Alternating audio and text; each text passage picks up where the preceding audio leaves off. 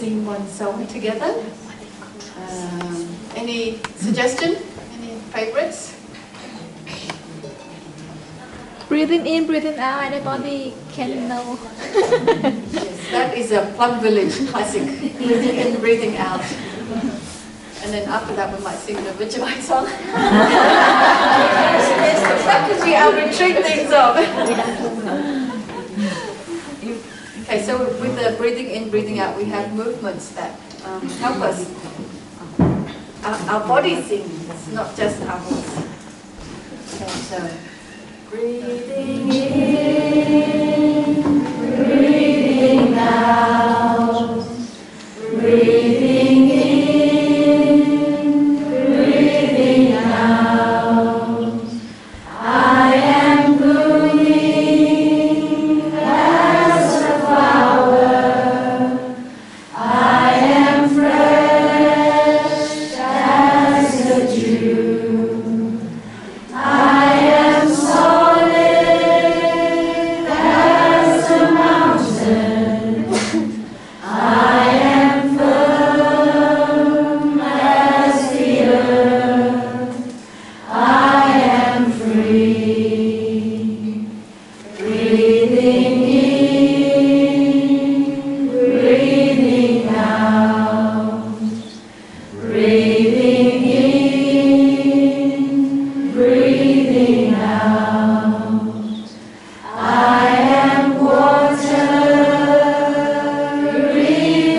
reflecting what is real, what is true. And I feel there is space deep inside of me. I am free, I am free, I am free. Sister Learning is right, you all look so beautiful up here. If you could be where we are here, looking down at you all, radiant smiles.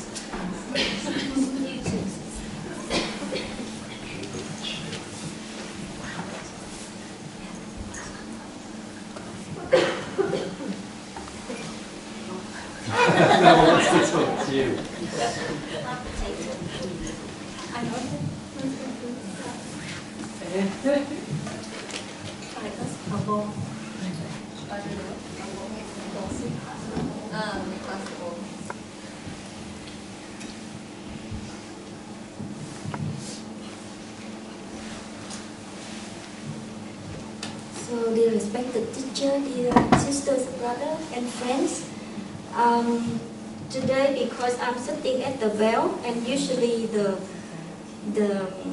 responsibility of the person sitting at the bell is to share with you the practice of Q&R. It used to be Q&A, question and answers.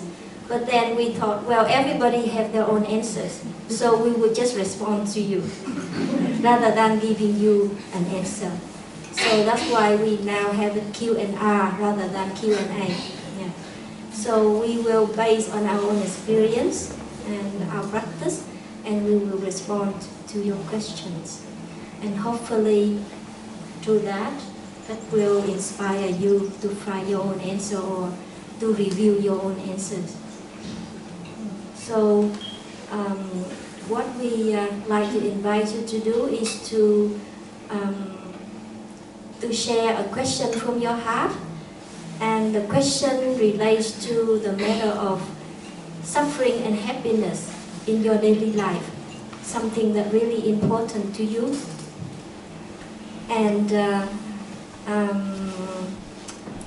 as our beloved teacher usually said, he said, a good question doesn't have to be long. A good question will benefit many people, and there is no question that is stupid question. Every question is a good question, as long as it relates to your heart and relates to the practice. Any question about theory, we will refer to Uncle Google, because you can find much better answers there, you know. But we will just reply to you based on our experience. So we would like to have questions based on experience also.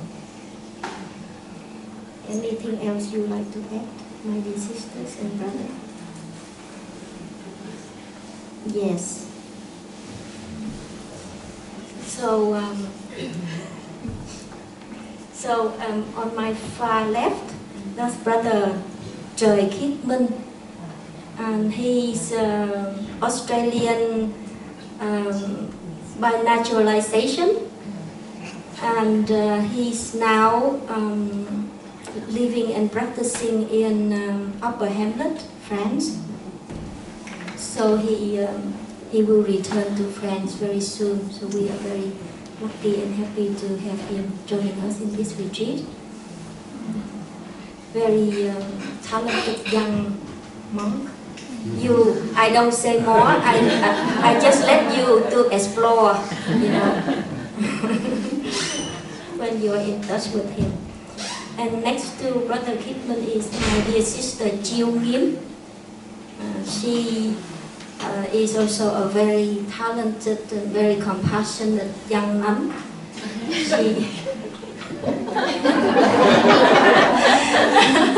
She was ordained in Vietnam, and then she went to live in the Lower Hamlet for quite a number of years. So this is her 4th year in Stream Entering Monastery, and a very solid practitioner. Also, I will stop here to allow you to explore her yourself when she's still here for a few more months. And so if you come back here for another retreat, you will have a chance to be in touch and associate and get to know Sister Chiêu a little bit deeper. And of course, in the middle, our eldest sister here, Sister Goodness, or Sister Lương Nghiêm. I don't need to say more, you know her already from her Dharma talk yesterday. Through a Dharma talk, you would get to know about a person quite a bit. So definitely, yesterday many people shared with me how much they got from her Dharma talk. And you will, if you come here, you will see Sister Goodness here, like a foundation staying here. I hope that whenever you come here, you will see her.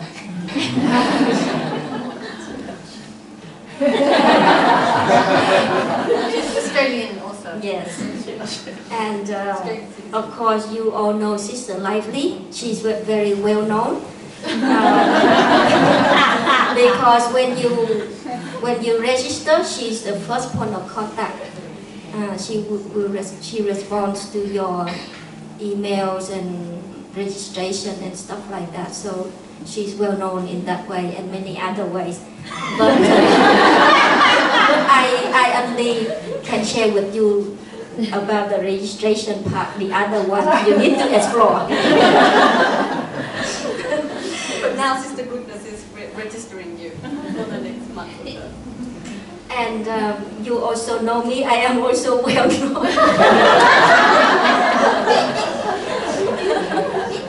Since you came here, I am on the list quite a bit, so you know me. I'm well known that way too. My name is Sister Mai, and together with the sisters here, we live and practice in this monastery, and hopefully we'll be able to welcome you again and again to our monastery to practice together. Also an Aussie citizen. Yeah, so now we also have a sister who was born in Shanghai but grew up in Australia, who taught you the song, the Vegemite song, which now I cannot erase from your and then this morning about the famous, where is she? I cannot see her. Oh, she's behind her parents. She's translating from her dad. So Sister Linh Nhi, I cannot tell you how talented she is, very musical and very joyful sister. And so we are very, very happy and lucky to have more monastics than usual. If you come normal days, we have tests. We also have a few other sisters who are not sitting on the panel here, but I like to also acknowledge their presence and practice. So I don't want to take much more of your time. I will now hand the mic back to you. And if you have a question, please put your hand up like this, and the mic will come to you. And of course, I trust that nobody is shy here, right? So you can, I hope that during the last 2 days that we are able to build up enough trust in each other so that you can put your hand up to share the question from your heart. But if you still feel that, okay, I'm not shy, but I rather not to speak in the mic, then you can write it down in a piece of paper and pass it up here to us. And from time to time, we will have a question in writing. But of course, we will give priority to people who put their hand up. So I don't know, maybe we will take how many questions, brothers and sisters? We take 5 questions because we have 4 on the panel. So we have 5. Assume that she is not here. Yeah.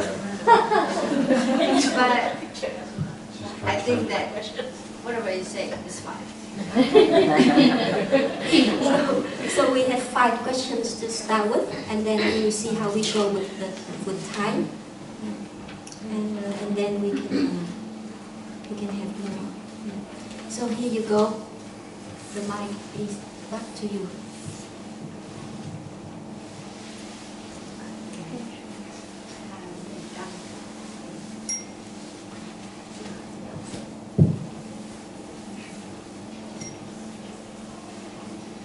Hi, sisters and Shiko and Pai, and all my Dharma friends here. Last night, Sister Lively, you mentioned 3 complexities, 2 of which have been kind of made known for some time, but the 3rd complexity, which is equality complexity, which you mentioned, and I'm quite curious. I was wondering if you could unpack that concept a little from a Buddhism point of view, and the sufferings that it might kind of bring, because that's obviously understood in another way, perhaps in education, but I'd just like to understand a little more from a Buddhist point of view what that concept implies or suggests, if that makes sense. Thank you.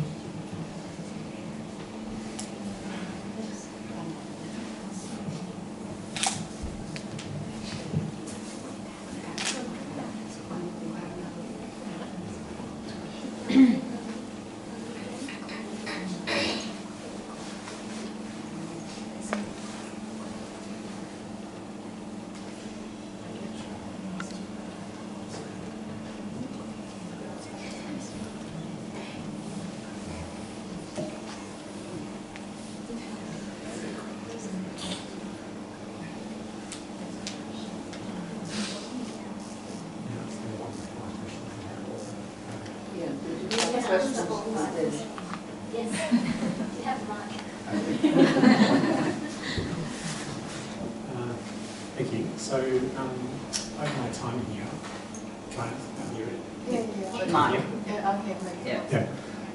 So, over the last 2 days, I think I've realised that something that is an issue for me is being judgmental and being quick to judge. And I was wondering if you have any ideas or wisdom on that, and how to deal with that.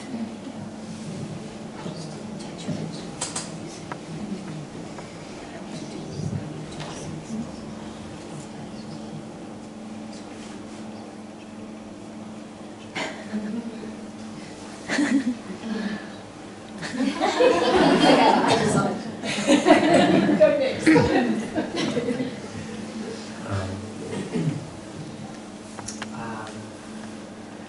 My question is on, I think it's practitioners. I work in mental health, and not often, but sometimes you'll get handed a piece of information you can't unhear, and or a feeling you can't unfeel, and you have to sit with that one.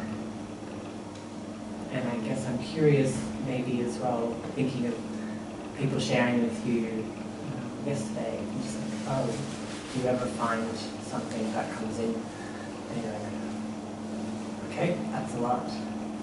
So the question is how to sit with things that feel too big to sit with.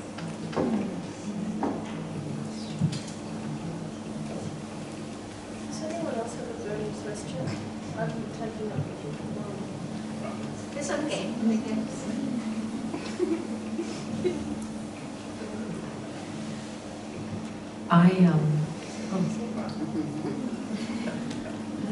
I have so much anger every day, and I hear you speak about anger as something to not, the way I hear it, and I'm a bit new to Buddhism, but that I have to be separate from it. But for me it feels like I need to express it, I need to be more in touch with it rather than... So I would like to hear about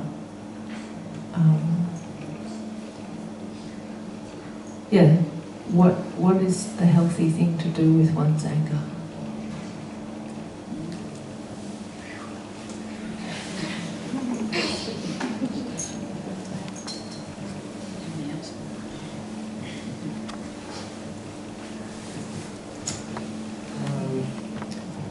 My question is there actually a real heaven and hell? Or is it just us making it up to scare people, discipline people to be good? Because I believe we're just born, we die, and we're done. So is there such a thing as really real? There's heaven and there's hell. Is it a short question in the circle this morning?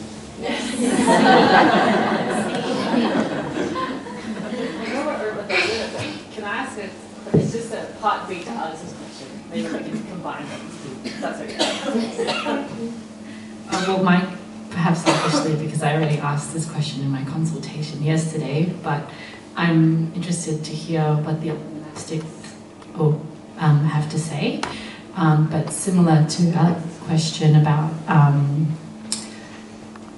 hearing and being with big emotions and experiences and feeling them in the body,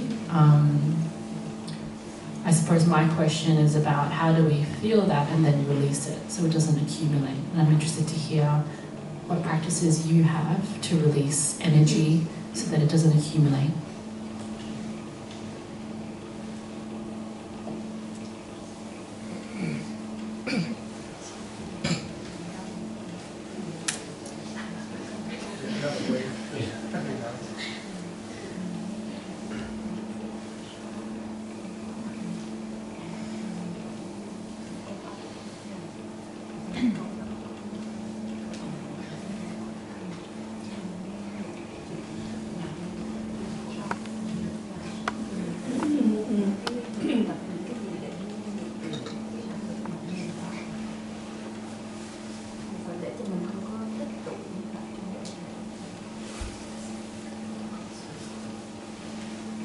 Honestly, today my mind is very dull.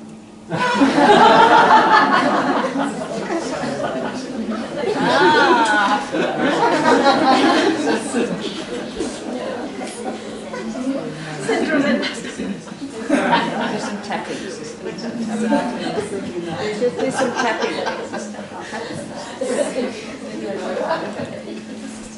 Okay. have enough 5 questions? Yes. Thank you so much for your questions. All good questions. So I would like to invite once after the bell, so we all can come back to our briefing, and then after that I will invite the brothers and sisters to respond.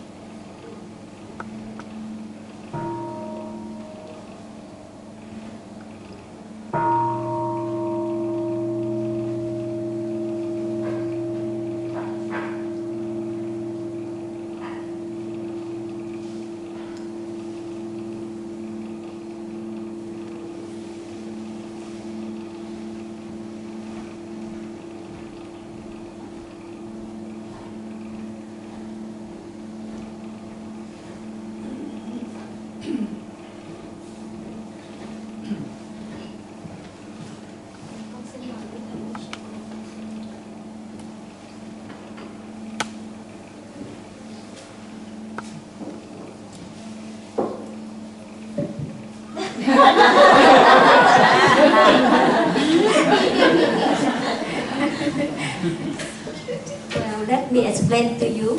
In Lamvendish, usually in occasion like this, the youngest one would go first. So Thầy, used to Choose the easiest question. to do that, because in that case the youngest one can, in ordination, sometimes the youngest, like myself, if I am the youngest, not necessarily that my birth age is youngest. I could be the eldest in age, but ordained latest. So I would be given the opportunity to answer first, because I don't have much experience in the practice as the elder ones. So usually that's, the bell curve, usually in the middle section. Of course, there are extraordinary cases where you have very young one, but very, very wise also. But generally speaking, we would like to invite Brother Kidman to answer, to respond first.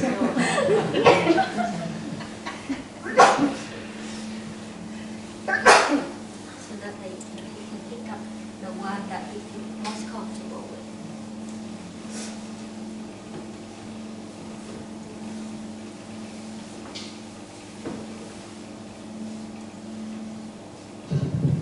Dear respected Thầy, dear sisters, dear family, spiritual family, to be honest, I'm not comfortable with any of them. I'm still very young, so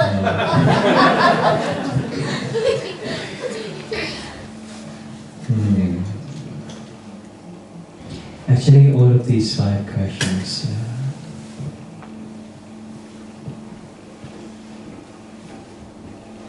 I come across each one of them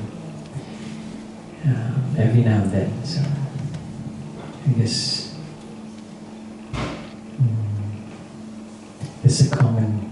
there are common questions that we from time to time ask ourselves.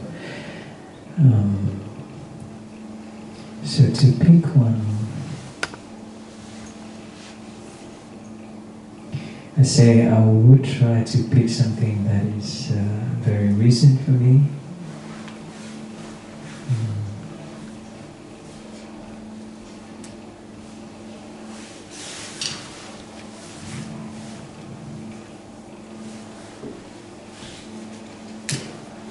Maybe I can start with complexes.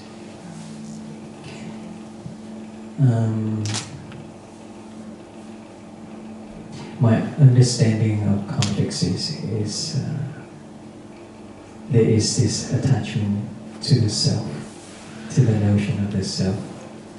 I am this person. It's like I put label on myself. I am this, and I am that.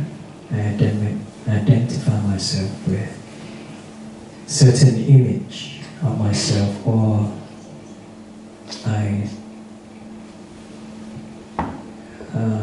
there is an image of myself that society put on me, or this community, the Sangha, or maybe friends who I talk to, and then there is this projection of image onto myself.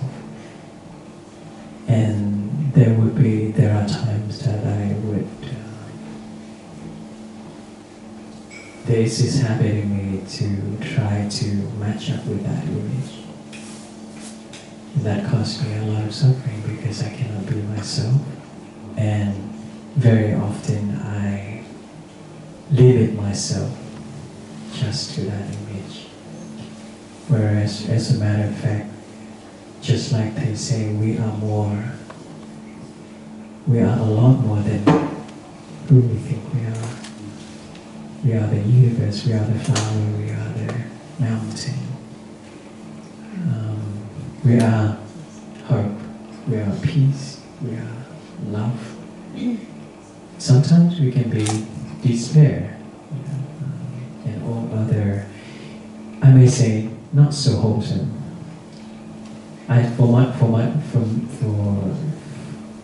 For me, I don't feel comfortable saying, oh, this is wholesome and this is unwholesome. Because for me, every feelings that I have is as beautiful and as precious as any others. It's just like no mud, no lotus. They help me grow all these difficult times. And so, come back to the question, complex, because that image, somehow I was trained throughout my whole life by my ancestors, my parents, through my parents, society, school, friends, that I am this person. And so, say for example,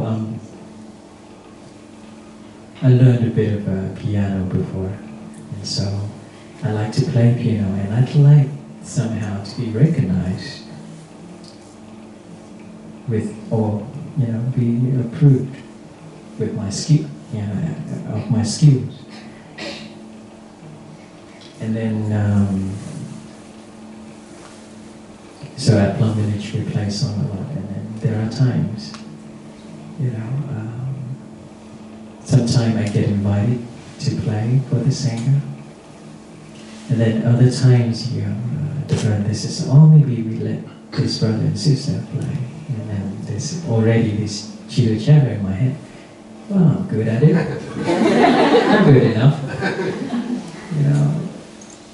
Technically, I myself, with that person, we're on the same level, but how come I don't get to choose?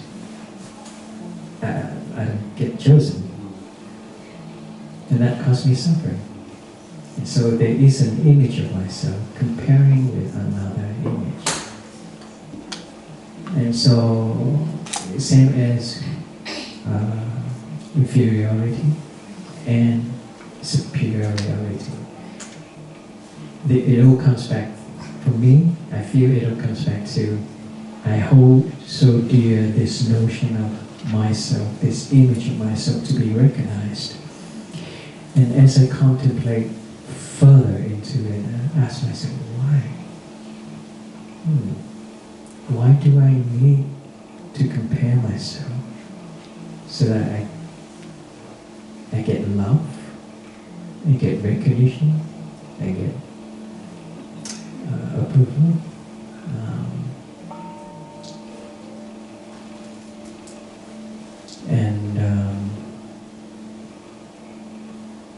I listened to a lot of Dhamma talk, and later on I found out that it's my inability to love myself and recognize myself for who I am. Accept however I manifest in life. One time I remember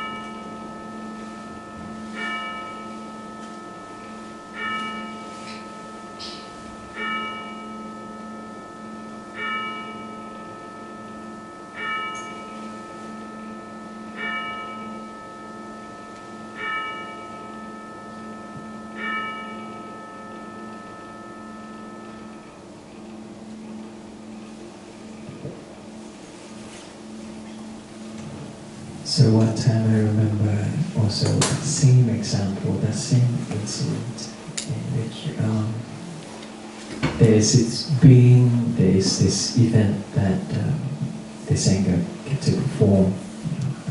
Everyone gets to perform, and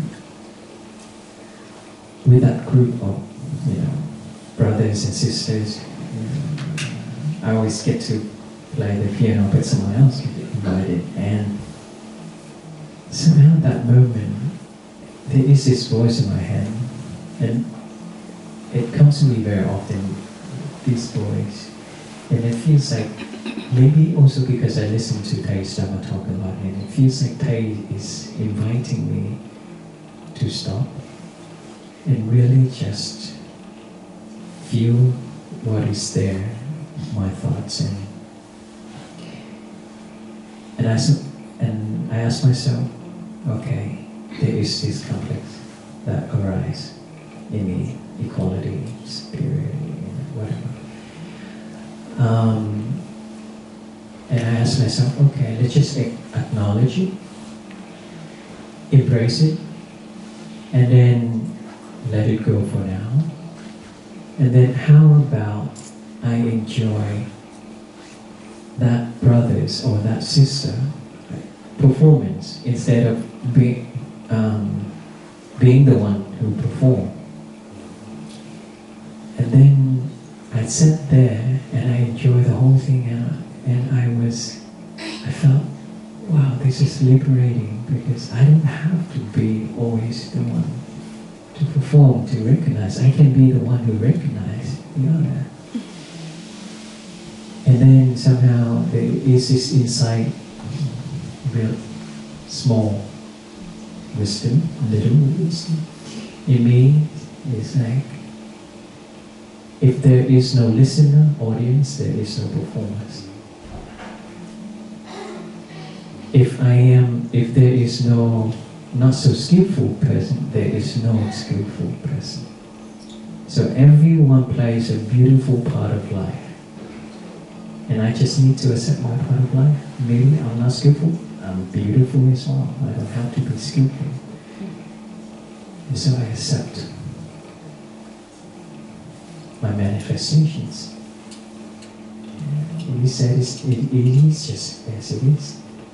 And that helps me a lot, even though it's still a practice, because it's a habit of comparing, and the whole collective consciousness of the society is like that. So I keep getting fed with that, but now I have the practice, so I'm not worried, because hang on, okay, I'm comparing, but I know what to do.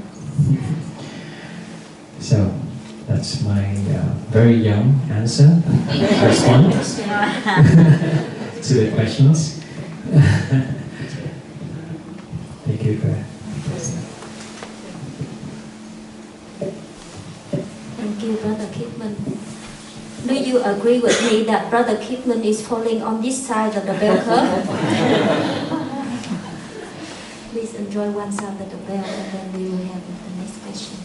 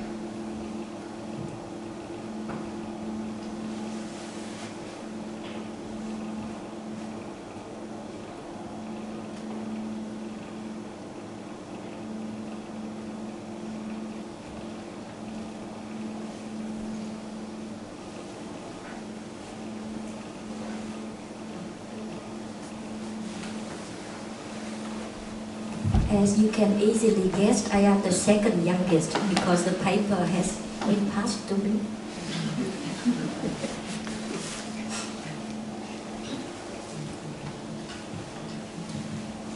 every time things like this happen, I always remember the time that I was lining up as a school child in my primary school for immunization, in Vietnam. They went to school and you have to line up, and then you receive the shot. And when you are in line, the next person before you cannot run away. You know that you have to go. You will receive the shot. So here I am receiving my shot.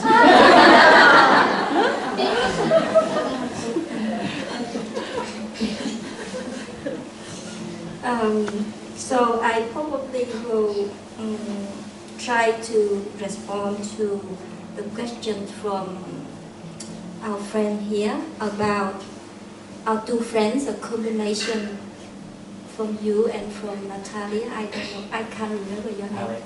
Alex. Thank you, Alex. When I sat here, the song we sang this morning just came to my mind. The classic one about breathing in, breathing out.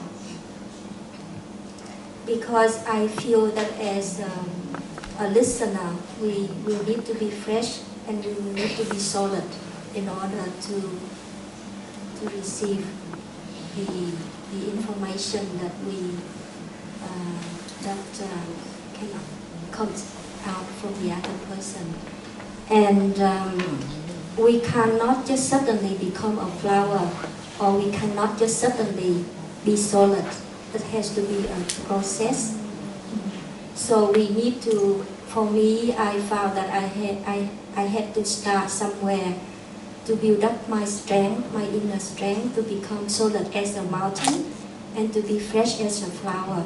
Because when I am not fresh, when I am not solid, even a slightest amount of suffering I could not bear.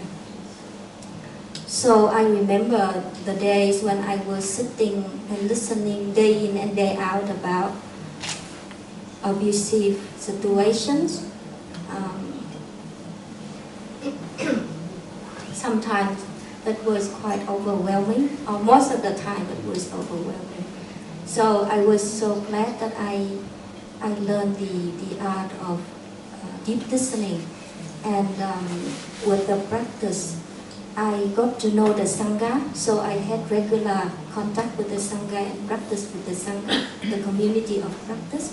So I attended mindfulness days, I listened to Thai Dharma talks, I practiced walking and sitting meditation, silent eating, and I accumulated my strength, I accumulated the skills to hold me in my spacious kind of state of mind so that I can listen to people. And during sitting and listening to people, before I knew that, my mind was busy. I listened to somebody, but my mind was very busy, trying to find ways to help them. Because as a worker, I felt responsible. After that, I had to find them accommodation. I had to go to the police station with them. I had to prepare a court report or something like that, or blah, blah, blah, So many aspects in a person's life when they come to us. And my mind was blending, and resources were fewer and fewer. I'm not sure, but probably even fewer now. And where could I find this and where could I find that? And very busy while listening. And I was trained to ask people open-ended questions to get more information. And so I dug deeper and deeper into their life. And they revealed things that perhaps they never revealed that to anybody else. I'm sure you probably get the same experience. So after I came home, as I shared with you the other day, I could not get it out of my system. So on the weekend, I went out with my friends, having good food and doing hiking and stuff like that, and going to new release movie. And I came back and started a new week and looking forward to Friday. Yeah, so that was my life before, and since I became a practitioner in this tradition, I am sure there are many other traditions that show us the same way, but this is the one I know, so I just share with you what I know. And while I listened to them, very simple thing I did what I share with you here. I was listening to them and I was breathing during listening, and I relaxed my body while I am listening. And when they cry, I stopped and invited them to breathe with me. And I did some guided meditation together with them, depending on the situation that I somehow found the right guided meditation. There was no plan, it just came out. And I found that since I applied that technique, somehow I felt very free, and I didn't bother to look for ways to help them anymore. I just listened and I asked questions when I needed to. But when I stopped listening, I let them talk, Before that, I seemed to give them advice beforehand, and it seems like always they respond to me with other things. And I had to have a longer session with them. But when I sat there and allowed them to, and then in the end, there's nothing else they would need to say. And that's when I started saying something, and they would listen, because there was nothing else that they wanted to say. That's my experience. Many times it happened like that. And then somehow, as if somebody talked, it wasn't me anymore. Like things just came out of my mouth. I wasn't planned how to help, but it just came out from the space of calmness and a quiet mind, because of my breathing technique and relaxing my body. So it was very simple. I could really go into complicated things, but that was something that really worked well for me.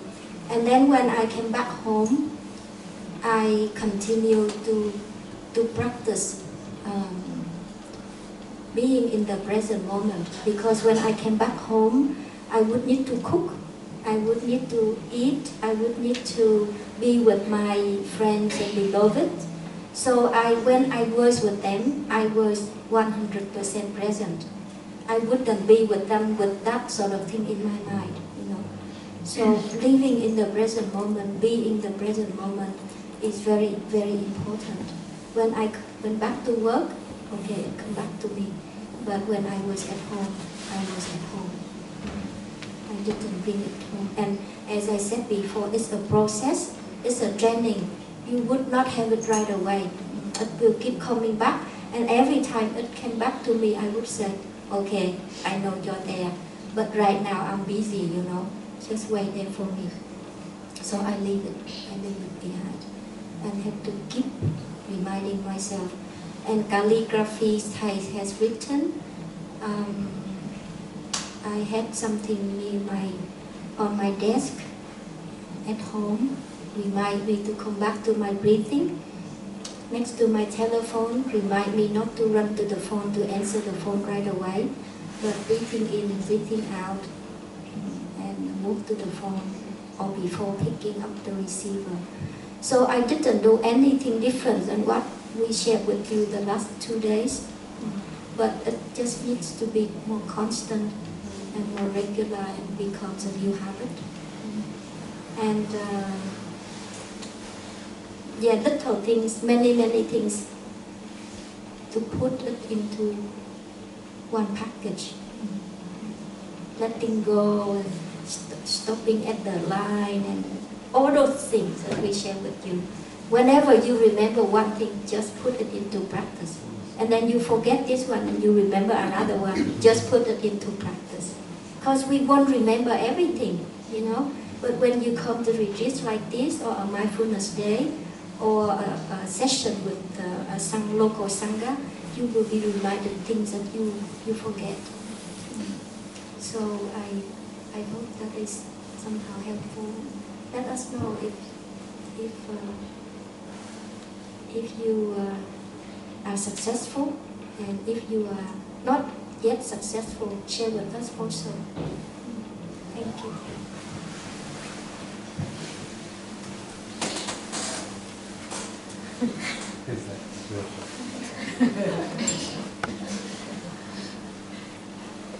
So we will listen to another sound of the bell.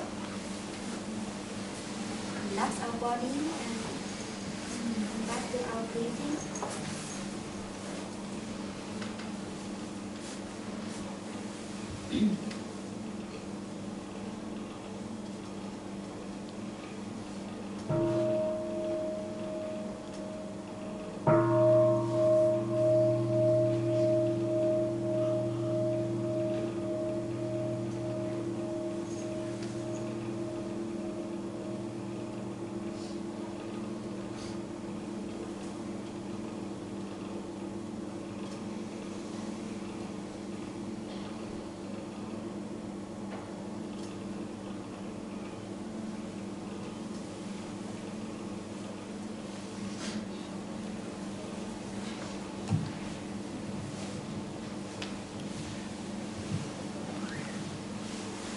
Dear respected Thầy, dear brothers and sisters, and dear big family,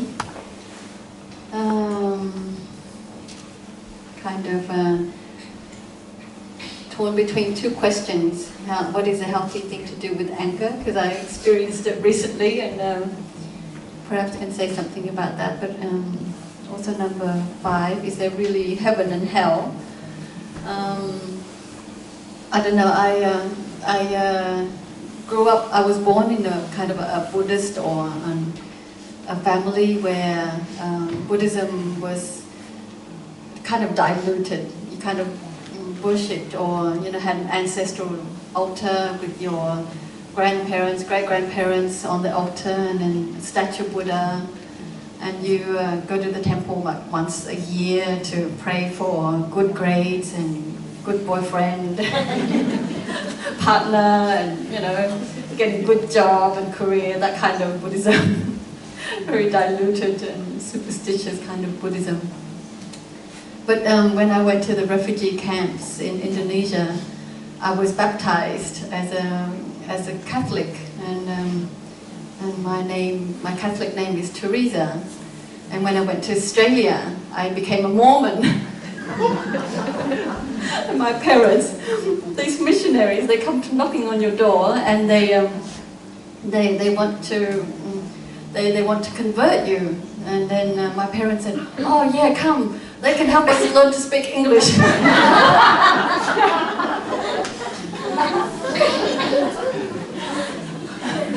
So I was baptized twice because I've done a lot of bad things.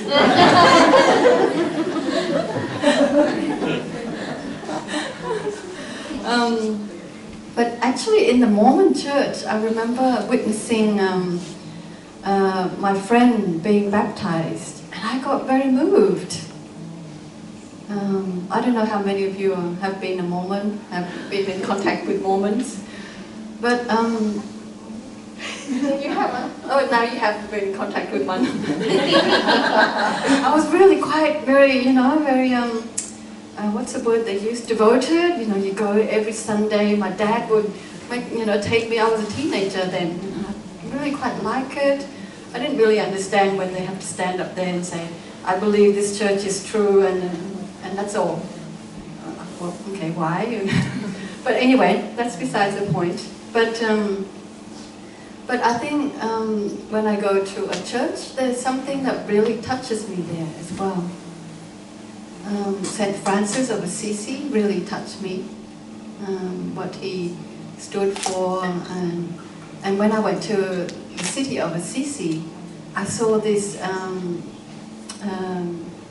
the sister order of the Franciscans. I forget their name, but St. Clare, yeah. I saw St. Clare, a closed order, St. Clare nun, walk so beautifully, and I just wanted to follow her right into the order because her energy her demeanor, her mannerism was so beautiful. And so there is, for me, there is something that connects with me in the Catholic, in the Christian tradition also. But our ideas about heaven and hell is, you know, a place where we go after we die. And we've done bad, we go to heaven, we're banished to heaven and... Oh, sorry, no, other way.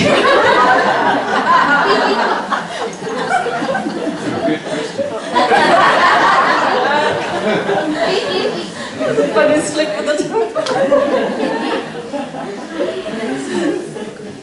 Yeah, so, yeah, if you've done bad, you go to hell. And but then when I came to Buddhism, there's this beautiful passage that we invoke the Bodhisattva's names.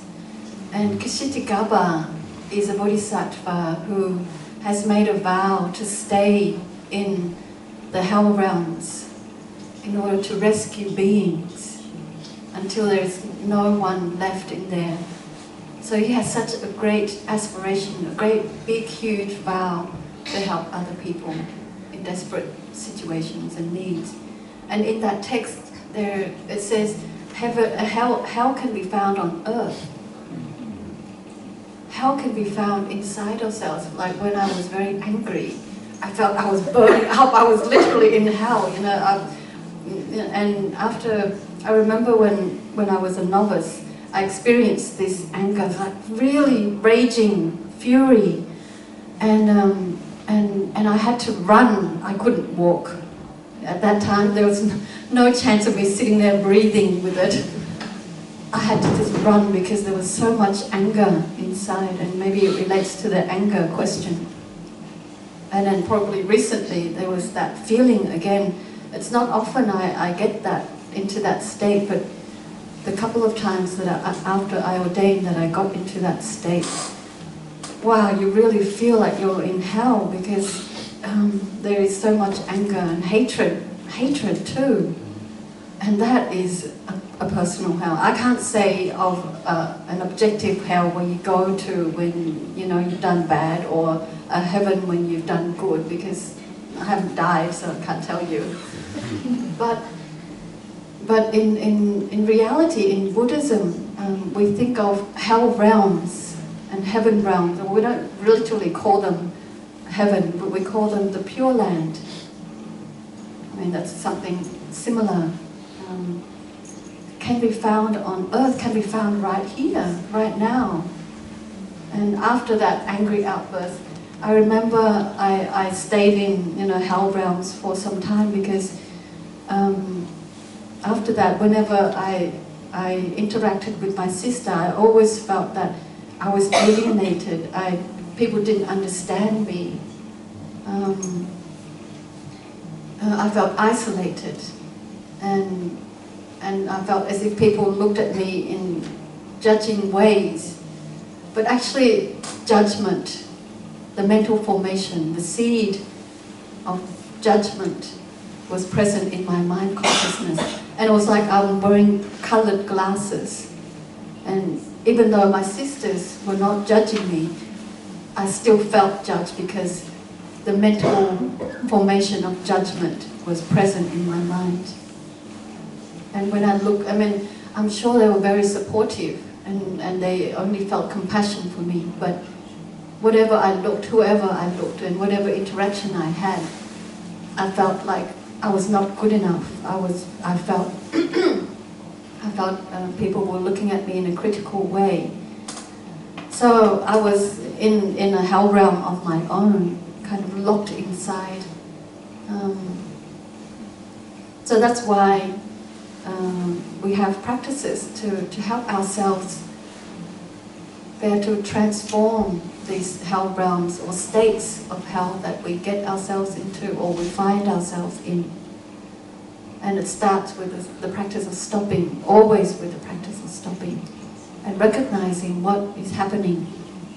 That's when the mindfulness energy comes up and helps us to embrace what is there. And in Buddhism, we don't try to get rid of anger. We don't try to get rid of even the seeds. anger, because anger has its purpose. You know, when we see something injustice, an injustice, and we don't get angry, then we're kind of indifferent. We don't have any feelings about something that is done wrong, and there's no motivation to do something to correct the wrong that has been done, and that's not very good if we have no anger. But what we do with our hell realms, what we do with our very strong emotion is very important, and how we react, how we respond to these emotions are really important. And of course there is no right and wrong way. In Buddhism there's never a right and wrong way. Sometimes our action can be right for this situation, but it's totally inappropriate for another situation. So it really depends on what is there. And like Sister Mai said, when you feel calm, you will know what needs to be done. You don't even have to try to figure it out.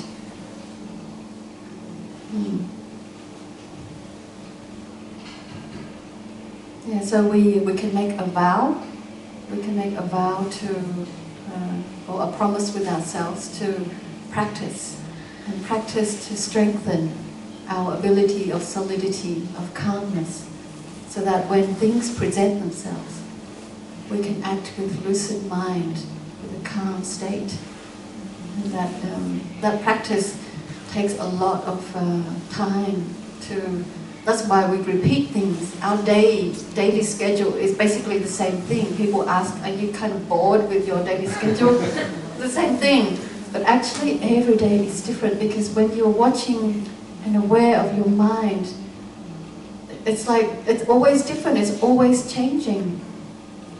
And we have to kind of flow with it and know how to apply this practice now, or apply this different practice in a different situation. So that in that way that's why mindfulness can be cultivated all the time. And the foundation is always the breath. And that can help us to be appropriate in different moments, in different situations, with different people.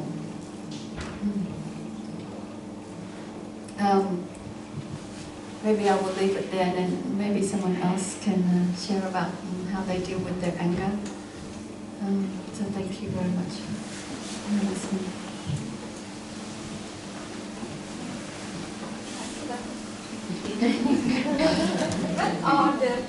all the questions, all the things been answered? No.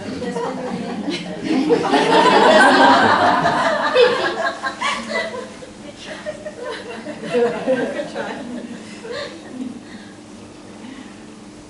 Shall we listen to another sound of the bell before Sister Jill have her response?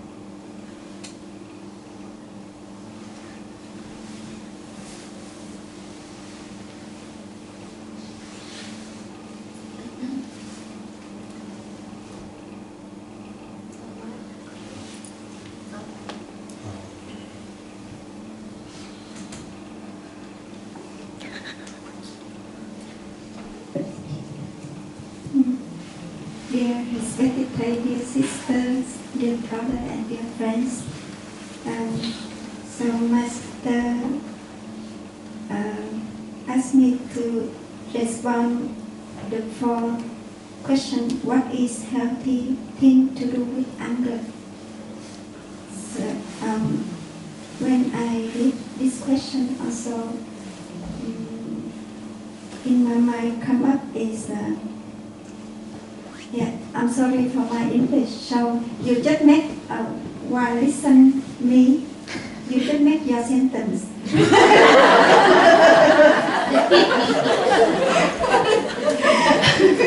My English is maybe English, so you just while listening, you make your sentence and understand what you say.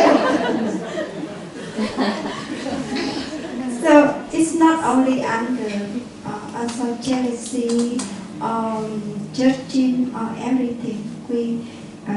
What is healthy thing to do with that? And for me now is we have a mental formations, you know already, and we have more than 51 mental formations, and more than 51 mental formations is part of us. And because I am a human being, so I am like that. So I born in this world to experience all these things, to experience what is anger. Because if we call anger, and maybe someone asks, what is anger? And how we say, if we say anger is mean like that, but that also is the theory.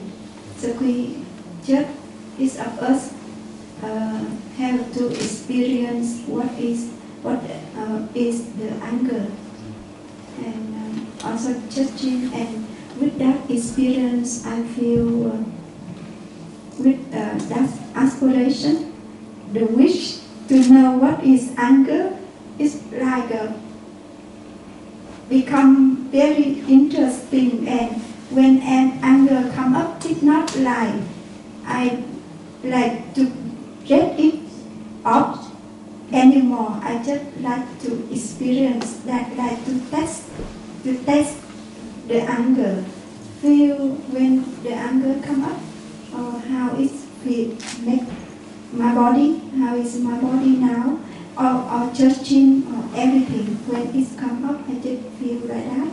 And thank to Thầy, because Thầy always, maybe you already know, Thầy always say us that whenever anger come up, we deal with the anger like the mother deal with the baby, and raise the baby, like the baby is crying. And if when we just help other people when they anger, if we already help us, with that energy. So that is my wish. That is a healthy thing, because I experienced one time. I maybe yesterday I also tell the story with Eva about this, when the first time I met Thầy, and I don't know why, when the first time I see him, suddenly my anger, my everything come up, the negative thing it just come, look like that. Thầy saw me like that. It's come up, and my eyes, I can imagine. I just remember that moment very clearly.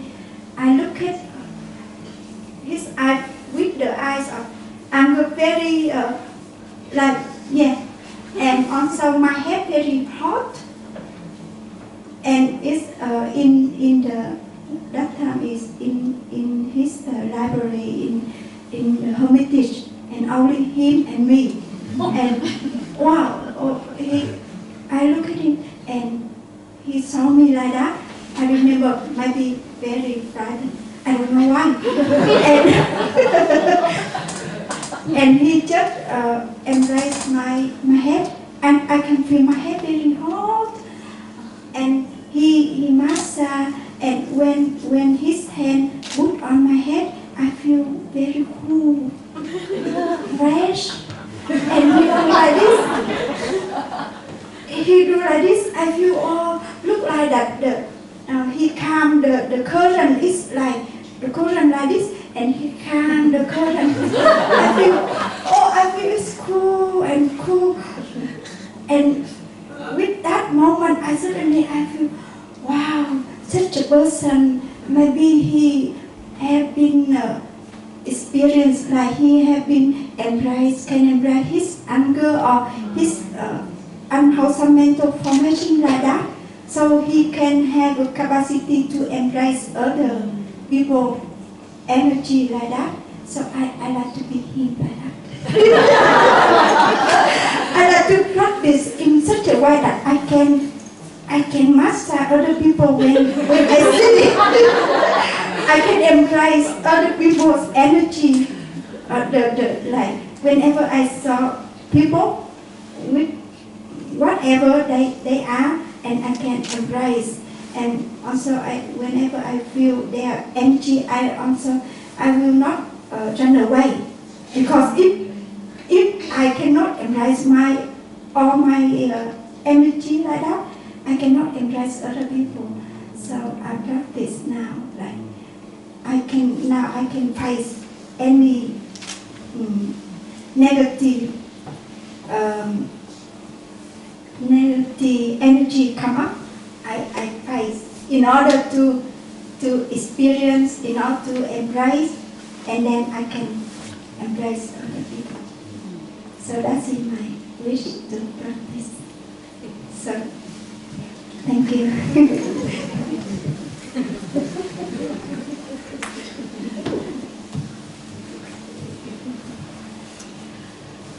I think that it's not only the brothers and sisters have fun in the Q&R, but I think you have a lot of fun.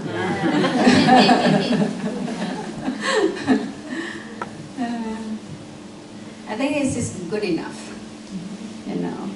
There's no answers, no right answer. As long as in that moment we have joy and our hearts feel so light and joyful, that's the precious thing in life, right? You don't have to worry so much about what is next. But still, I'm next.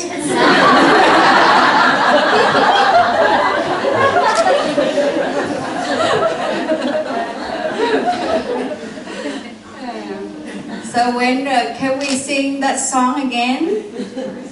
The realm of the mind. Okay. The realm of the mind is mine. I can choose where I want to be. Both heaven and hell I know equally well. The choice is up to me. One more time. The realm of the mind is mine. I can choose where I want to be. Both heaven and hell I know equally well. The choice is up to me. Seems everybody remember by heart that song. I remember that I sang that song when we went to Brisbane for a tour many years ago. And Sister Mai is organizer.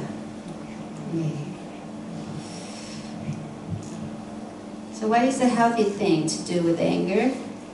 And is there really heaven and hell? Do you believe in hell? No, somebody. So that's the right thing. Heaven and hell is too extreme.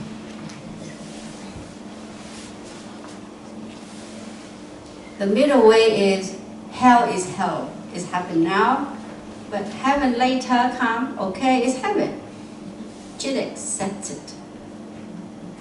It depends on our attitude to it. Sometimes it's, anger is fire. And I have our friend say, he's angry. And he look at the bonfire and say, please fire, help me. But it's for us, somehow that is when we practice that we see the two extremes.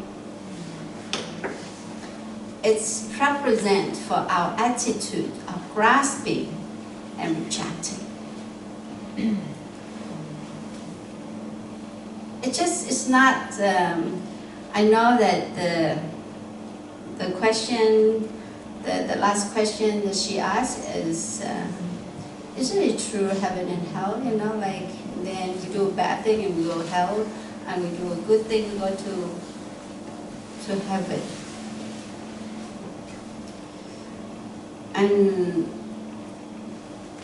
And when they say that you don't have to go to the heaven or hell when you die, you're in hell right now. So I think it's what is your attitude to what's happening right now to you? Heaven and hell, I know equally well.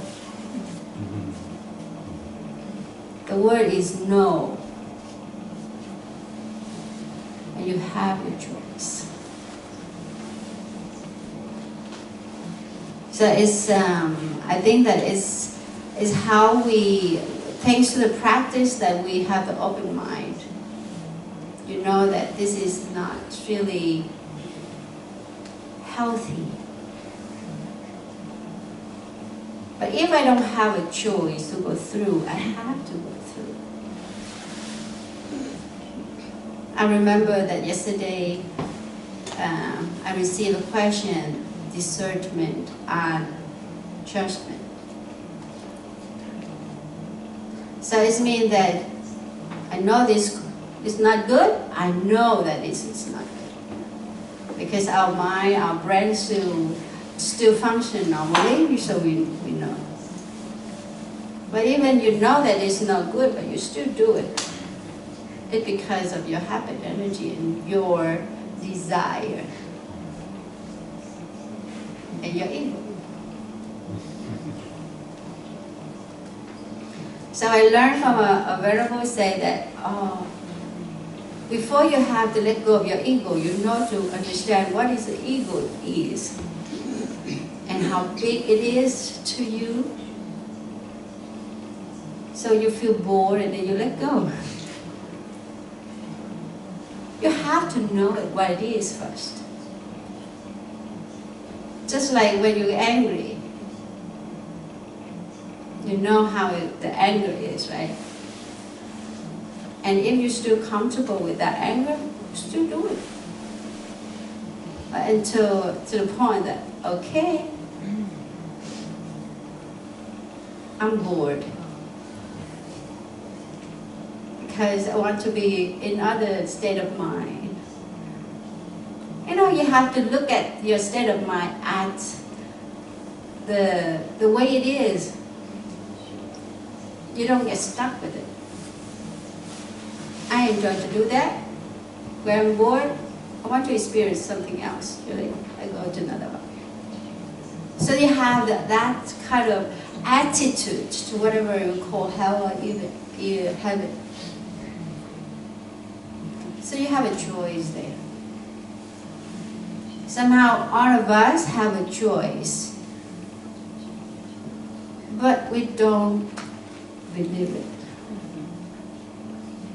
So the first power of the 5 powers in Buddhism is faith, trust. You trust what you're doing, what is the right Dharma, and you trust your ability. If you don't believe it, you ask my family, water lily. We have a great game yesterday. Because you always underestimate yourself. You underestimate your ability to forgive. You underestimate yourself to love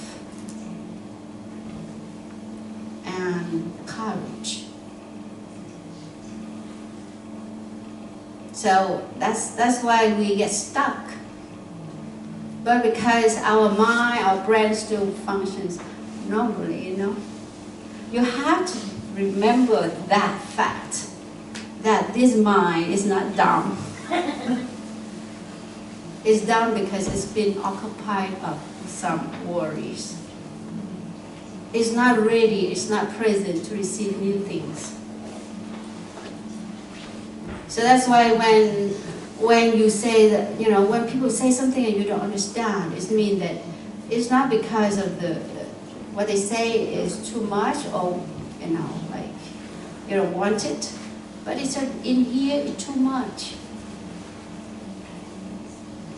So I suggest that every night before you go to bed, you empty your cup. Can you do that? Yes. Empty your cup, the cup full of anxiety, cup full of worries. Even joy, to let it go too. So you have to, you don't try to not in between rejecting and grasping. Just do things as normal with a very happy heart. Things will be okay. And when we get angry, maybe you have, you know, maybe you're not ready to deal with the occurring situation yet. Your heart full of worries or something. So it's try not to plan external conditions. You know, it's that somehow when we deal with things, we get angry. It's just not because of the situation. It's just about you're not ready yet. So it's for me when I practice, I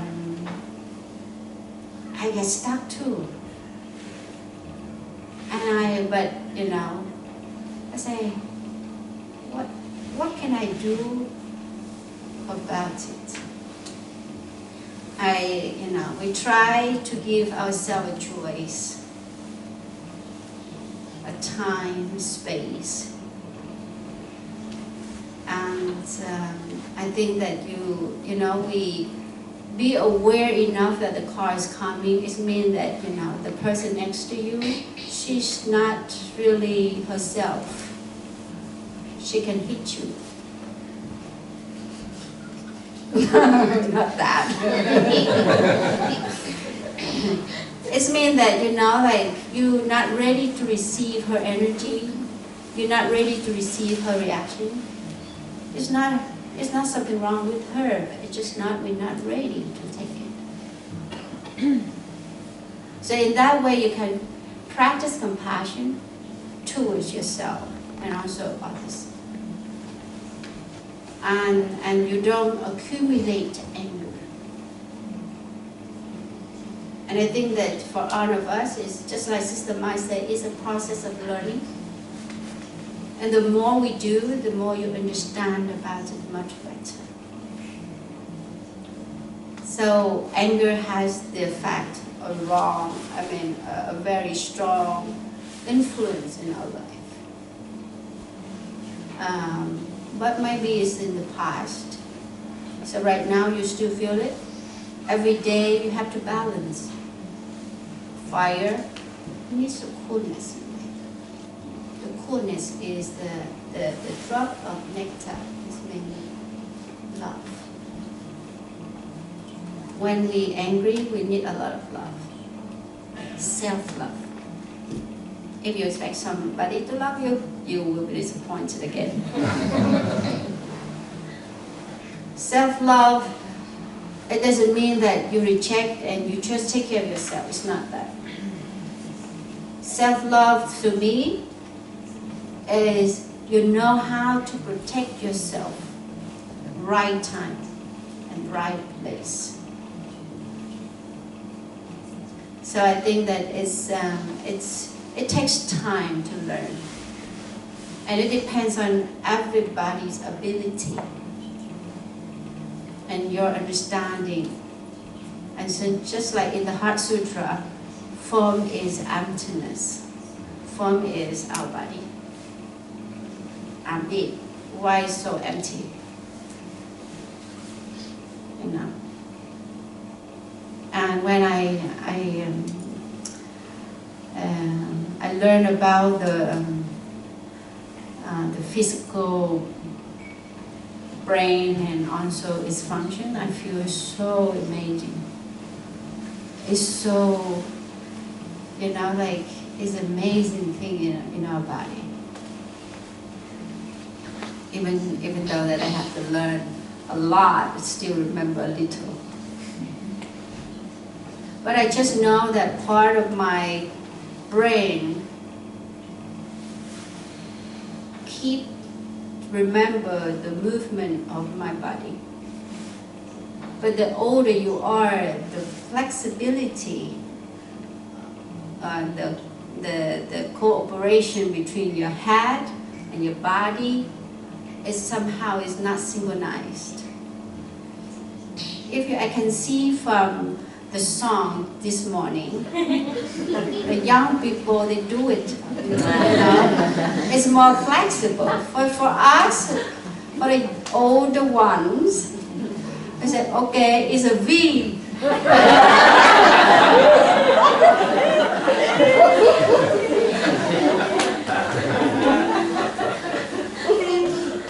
So you can recognize that how much your mind is clear to receive things. Sometimes our brain is not really quick to get things, and then you understood things in the wrong way. So that's why you have to love yourself much more, you know. Do exercise, and the doctor said that if you keep your mind young, you have to do quick exercise and listen to the music, and so you can follow. So why you see that person moving but your body cannot move? It means the response of the mind is slow already. So that's why when you get older, you should be more careful. Take things slower. That's the way you love yourself. A young people mind very like elastic. But old people like me, come on, I'm 50. What are you talking about? You're mature. So it means that I test how I cooperate, what I see with my body. If I respond according to what they show me, so it means that I still can cope with it. But I try, I could not do it in the first time.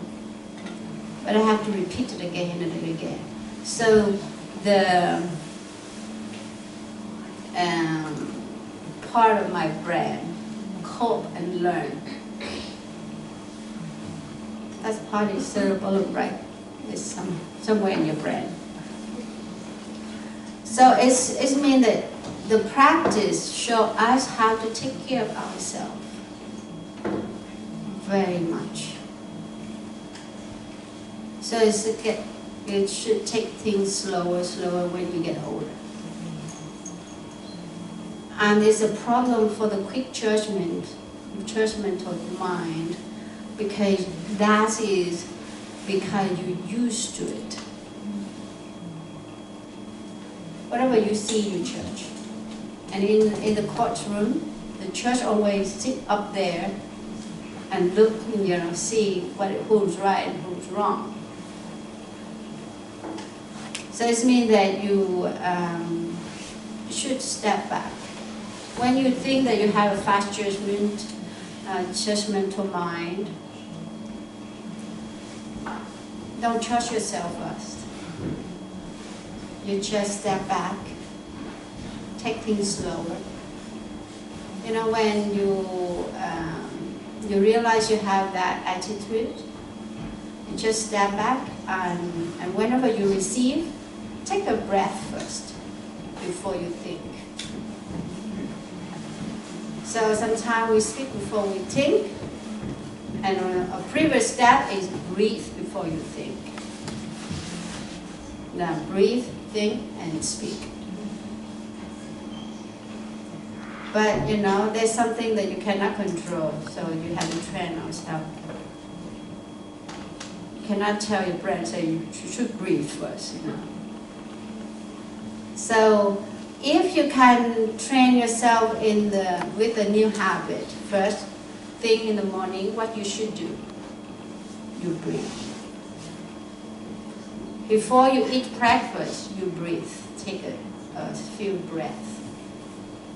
Before you touch your computer, you breathe. So this kind of habit, the training, is remind ourselves, it's just like, okay, whatever I do, I breathe first. It's a process of learning in that way. You cannot, it's not the overnight matter. And I think that if you still get angry about something 20 years ago, you're very brave,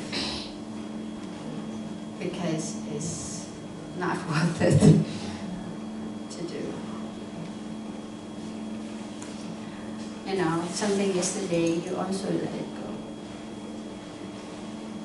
go. If it's somehow people, you cannot expect people behave in the way we expect it.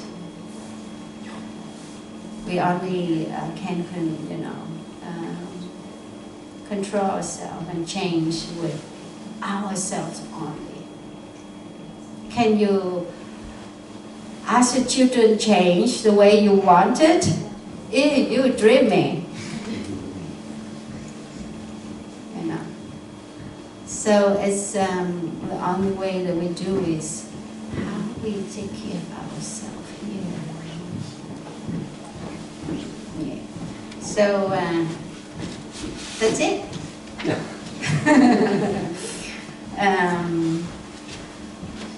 Be honest that before I came here, my mind been occupied with something. I created some worries. That's why when I listen to your questions, my mind is not present. But because of the joy and the laughters, bring me back to the present moment. You know, it's happened all the time. And I see that it's normal. And you know, as a practitioner, you should not complain yourself. You judge. When you judge people, it means that you have to judge yourself.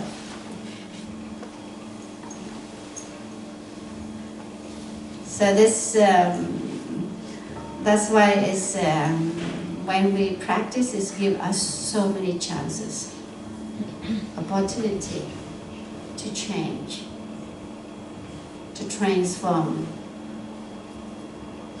into the thing that you can feel happy or satisfied. And I think that is how wonderful the Dharma is, right?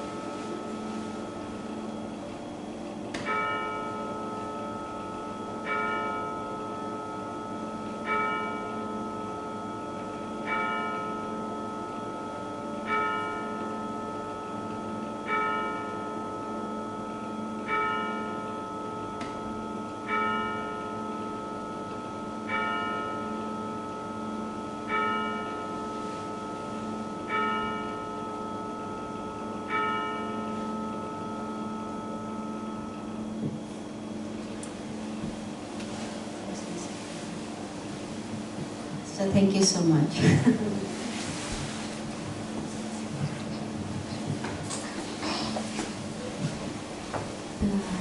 Dear brother and sisters, thank you so much for your responses. Thank you, friends, for your wonderful questions and your listening. And we now come to the end of the retreat. So I would like to invite Sister Lung to say a few words and what we call a closing circle. So please, because we had the chance to breathe already with the chiming clock, I don't need to invite the bell.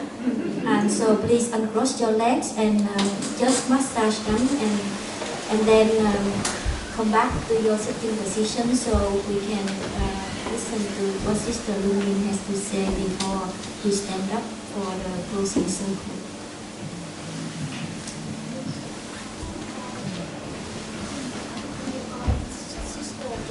Sister Legendary, where are you? She already waited for you.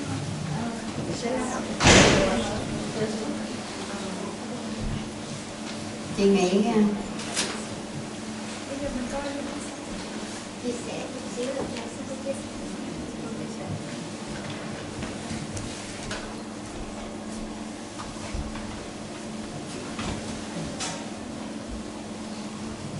You know, a talkative person like me, you know, when you speak a lot, you will make a lot of mistakes. But somehow cannot avoid it.